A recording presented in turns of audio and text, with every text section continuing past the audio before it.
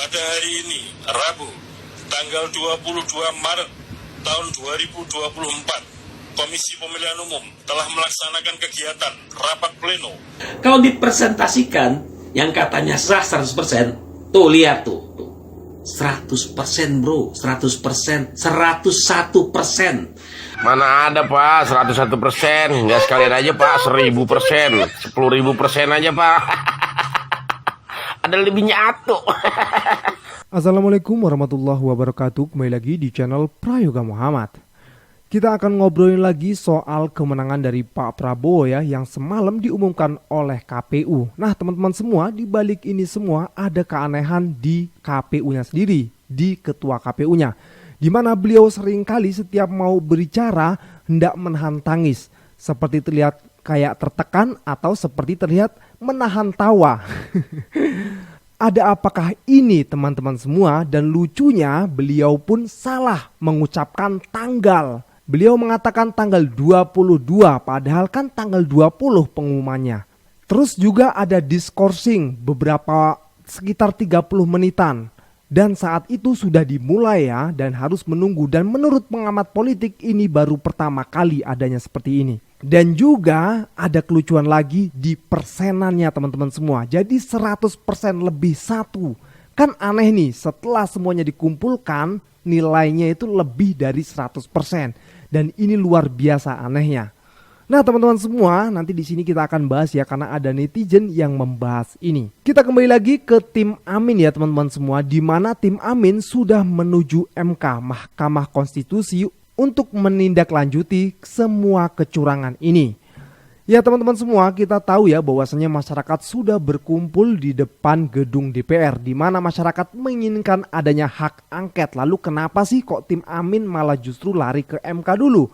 Di sini Pak Anies sudah menjelaskan ya bahwasanya Pak Anies dan tim hukum Amin ingin menjalankan ini semua sesuai dengan konstitusi, karena langkah pertama harus menuju MK. Walaupun Pak Anies sendiri mengatakan ini sangat kecil sekali kemungkinan Mahkamah Konstitusi akan jurdil. Karena kita tahu semua ya, tapi tetaplah kita harus optimis dan harus menjaga ini semua. Dan ini semua akan dicatat oleh sejarah teman-teman semua. Nah dan juga ya, Pak Jokowi sudah memberikan selamat kepada Pak Prabowo atas kemenangannya. Dan juga Pak Surya Paloh dari Partai Nasdem sudah memberikan selamat. Nah di sini pun akhirnya menjadi pro kontra masyarakat ya. Mengapa kok Pak Surya Paloh sudah menerima? Padahal kan dari tim Amin juga ingin mengajukan tuntutan dari menuju ke MK. Kita lihat videonya. Assalamualaikum warahmatullahi wabarakatuh. Alhamdulillah pagi ini hari Kamis, insya Allah kita akan memasukkan gugatan permohonan kita ke Mahkamah Konstitusi yang selama 1 bulan telah kita siapkan, dan insya Allah kita sertai dengan bukti-bukti dan daftar saksi yang cukup meyakinkan. Insya Allah perjuangan kita, kawan-kawan tim hukum, mulai dari hari ini kita akan lembur lagi, kerja lagi untuk bersidang di MK. Semangat terus kawan-kawan. Assalamualaikum warahmatullahi wabarakatuh. Ini ya ketua umum tim hukum dari Amin mengajukan gugatan ke MK, dan itu sudah berjalan. Mereka semua sudah memberikan berkas-berkasnya ke MK, jadi kita tinggal menunggu saja. Oke teman-teman semua, kita lanjut lagi ke videonya. Presiden Jokowi tanggapi kemenangan Prabowo Gibran. Ya kita patut bersyukur proses penghitungan, proses rekapitulasi dan penghitungan suara tadi malam sudah selesai dilakukan oleh KPU. Saya sangat menghargai, mengapresiasi proses yang ada, dan kerja keras KPU, Bawaslu saya kira patut kita apresiasi sehingga semuanya berjalan dengan baik dan tepat waktu. Ya itu teman semua, pernyataan dari Pak Jokowi yang sudah memberikan selamat kepada Pak Prabowo dan sudah memberikan apresiasi kepada KPU. Dan ketika kemarin itu pidato pertama Pak Prabowo pun berterima kasih kepada Pak Jokowi ya, dan ini pun menjadi pembahasan di masyarakat luas dan juga para pengamat politik. Oke teman-teman semua, kita lanjut ke videonya. Bang Hasan melihat ini seperti main-main KPU, karena dari awal saja sudah salah menyebutkan tanggal. Pada hari ini, Rabu, tanggal 22 Maret tahun 2024, Komisi Pemilihan Umum telah melaksanakan kegiatan rapat pleno penetapan hasil pemilihan umum tahun 2024 bertempat. Gimana menurut kalian semua? Dengarkan suaranya 22, hari Rabu tanggal 22. Kan lucu, harusnya kan tanggal 20. Hari Kamis ini baru tanggal 21 dan Jumat besok tanggal 22. Ini keanehan yang sangat luar biasa teman-teman semua. Oke, kita lanjut lagi videonya. Anggota Dewan Perwakilan Rakyat, Dewan Perwakilan Daerah, Dewan Perwakilan Rakyat. Selain adanya skorsing yang dilakukan oleh Ketua KPU entah dengan alasan kenapa dan mengapa, kita semua bisa melihat dan mendengar beberapa kali saat Ketua KPU menyampaikan ada nada-nada berbicara seperti menahan tangis. Mengapa demikian? Apakah ada beban? Apakah ada sesuatu hal hingga nada berbicara beliau seakan-akan menahan tangis? Dan kita mendengar beberapa kali, kawan. Izin bertanya, ada apakah? Ya, ada apakah? Karena tidak lazim rasanya. Mungkin bila kawan-kawan tahu mengapa, bisa komen. Karena itu menjadi sebuah pertanyaan besar buat aku pribadi, kawan. Ada apakah gerangan? Hai hai hai, akhirnya Ketua KPU, ya kan, mengumumkan apa yang diinginkan sama bosnya, apa yang dimau sama bosnya. Sekarang sebetulnya Ketua KPU ini takut banget sampai dia mengumumkan hasil itu sesuai dengan bosnya. Pertaruhannya dia masuk penjara. Kenapa dia masuk penjara? Karena kalau sampai ini hak angket ini sudah berjalan nih, setelah keputusan KPU otomatis hak angket akan berjalan, ya kan? Sampai terbukti curang, otomatis Ketua KPU masuk ke penjara. Dan satu lagi, ini yang ditakutin banget sama Jokowi. Hak angket ini bisa membongkar dana-dana dari mana, ininya di mana. Makanya sekarang Jokowi ini setelah KPU ini sudah dikuasain. Sekarang hak angket akan dikuasain.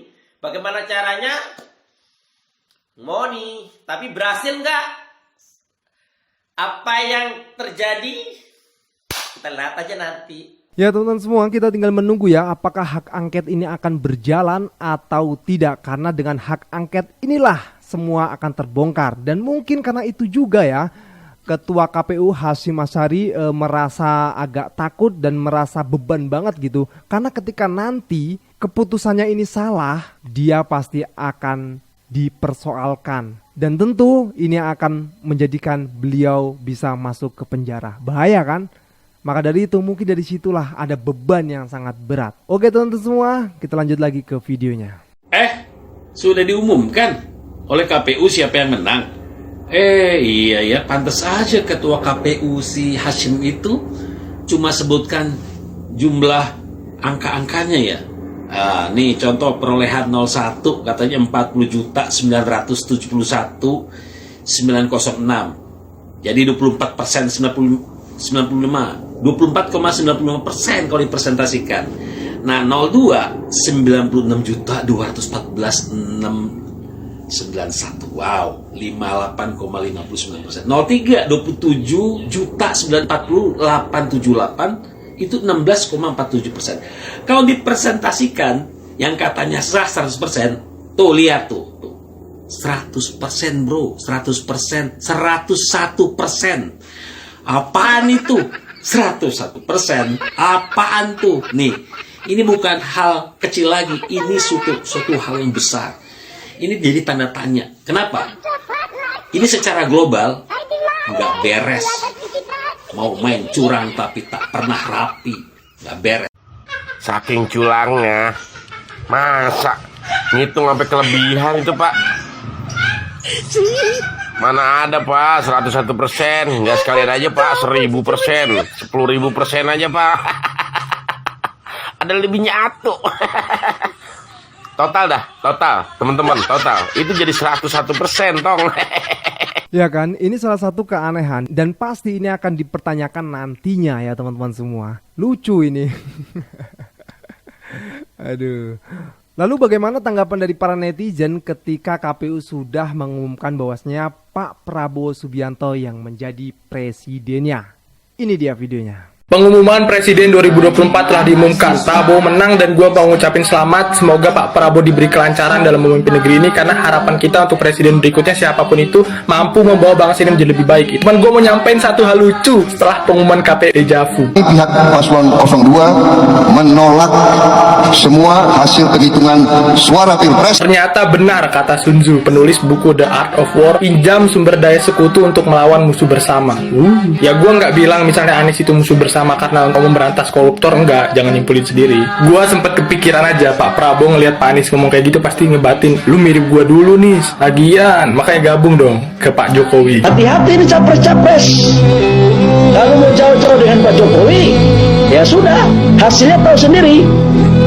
Jadi ini saya mau jujur ini, bagi capres-capres yang memenang, maka baik-baiklah kalian yang membawa Presiden Jokowi. KPU telah memutuskan pidato kemenangan Pak Prabowo presiden katanya begitu. 2024. Tapi anehnya guys ya, ini udah 2 kali, yang sebelumnya itu sama Gibran. Tapi Gibrannya kemana sekarang ya? Mau nanya ke netizen, ini Gibran kemana kok cuman Prabowo ini kemana? Apa gak cukup umur, apa takut sekarang begitu? Dengerin tuh. Apakah tidak malu mengaku-ngaku menang jurang Prabowo ini? Apalagi pendukungnya ini tidak punya malu ini ya. Karena tantangan kita sebagai bangsa masih sangat besar. Masih ngaku menang. Kita harus dibilang jurang tetap nggak ngeyel, masih bandel. Persis kayak Jokowi. Bandel di demo itu kabur. Tetap mau presiden terus. Nggak mau turun. Menuju kemakmuran dan keadilan.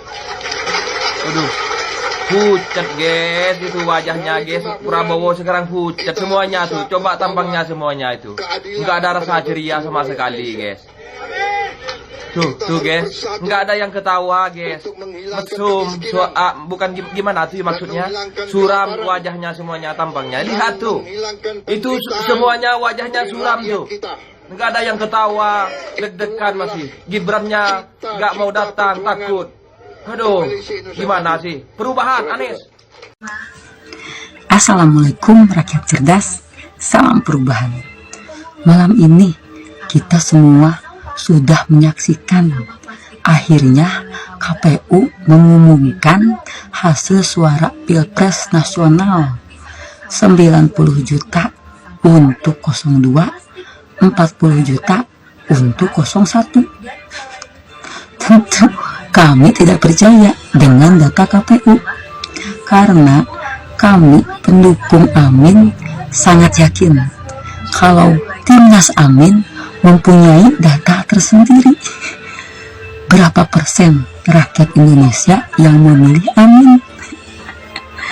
Jangan senang dulu buat kamu pendukung 02.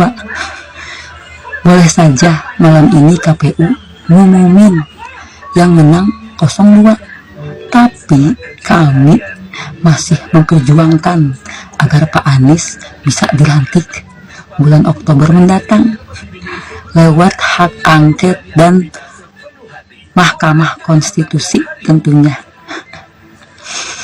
Dalam perubahan, tetap semangat, tetap solid untuk anak Abah. KPU sudah mengumumkan siapa presiden yang terpilih. Tapi saya sebelum diumumkan juga sudah tahu. Bahkan sebelum Pilpres, jauh sebelumnya, saya sudah tahu bahwa Pak Anies pasti kalah. Tapi kenapa saya tetap berjuang bersama Pak Anies? Karena bagi saya targetnya bukan menang. Targetnya adalah berjuang bersama orang-orang yang benar. Mungkin mereka senang Mereka sudah menang, silahkan saja. Kami tidak masalah. Karena bagi kami sudah bangga berada di barisan Pak Anies Baswedan. Kalau seandainya kami cari menang, mungkin saya tetap seperti 5 tahun yang lalu, mati-matian untuk Prabowo. Tapi tidak, target kami adalah berjuang bersama barisan orang-orang yang benar-benar menginginkan perubahan. Karena kami sudah lelah dengan pemerintahan yang sudah ada. Izinkan saya sebagai rakyat untuk bicara jujur di negeri Indonesia tercinta ini.